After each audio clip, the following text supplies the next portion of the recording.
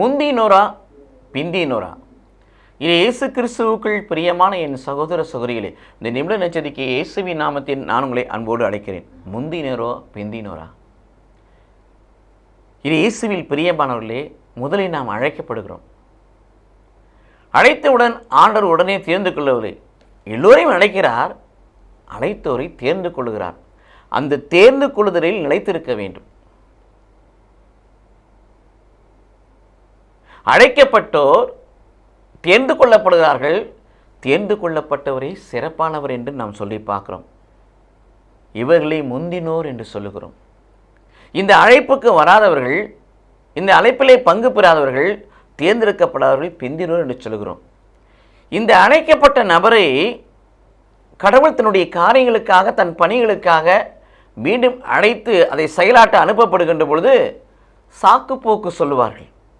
எனக்கு வேலை இருக்கிறது, எனக்கு வயல் இருக்கிறது, நான் ஆடு மாடு மேய்க்க வேண்டும், நான் பிள்ளைகளை பார்க்க வேண்டும், திருமண காரியங்களுக்குன்னு சொல்லி கடவுளுடைய காரியத்தை அழைத்தவர்கள் மீது நம்பிக்கை வைத்து, தேர்ந்து கொள்ளப்பட்டவர்கள் மீது நம்பிக்கை வைத்து திருச்சபையானது அல்லது நம்மை வழிநடத்தக்கூடிய ஆயர்களோ மேய்ப்பொருளோ கொடுக்கின்ற பொழுது, பெரியவர்கள் கொடுக்கின்ற பொழுது நாம் செய்ய முடியும்.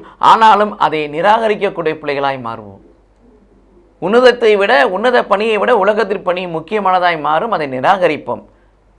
அப்பொழுது நாம் என்னவாய் மாறுகிறோம் என்று சொன்னால், முந்தினோராய் அழைக்கப்பட்ட நாம் ஆட்டோமேட்டிக்காக பிந்தினோராய் மாறிடும். இது இயேசு கிறிஸ்துவுக்குள் பிரியமானவர்களே.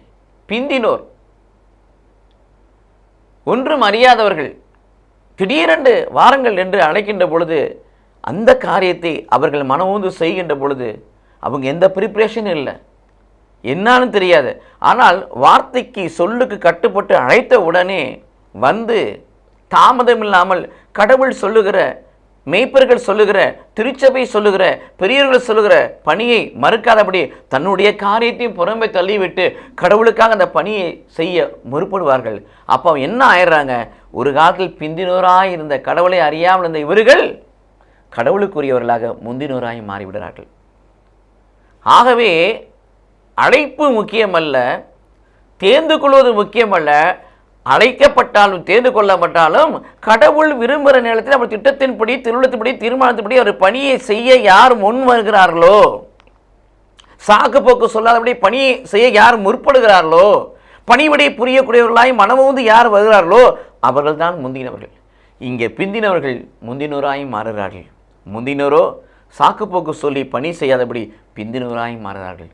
நாம் என்றென்றும் ஆண்டவர் பணியை, கடவுளுடைய காரியத்தில் அசத்தியாக இருப்பவன் சபிக்கப்பட்டவன் என்று எரேமியா 48:10 வாசிக்கிறோம். ஆகவே நாம் ஆண்டுடைய காரியத்தை அசட்டை செய்யாதபடி ஆர்வத்தோடு செய்கிற பிள்ளைகளாய் மாறி முந்தினோரில் பட்டியலில் இடம்பெறுவோம். கடவுள் நம்மை ஆசீர்வதிப்பாராக. ஆமென்.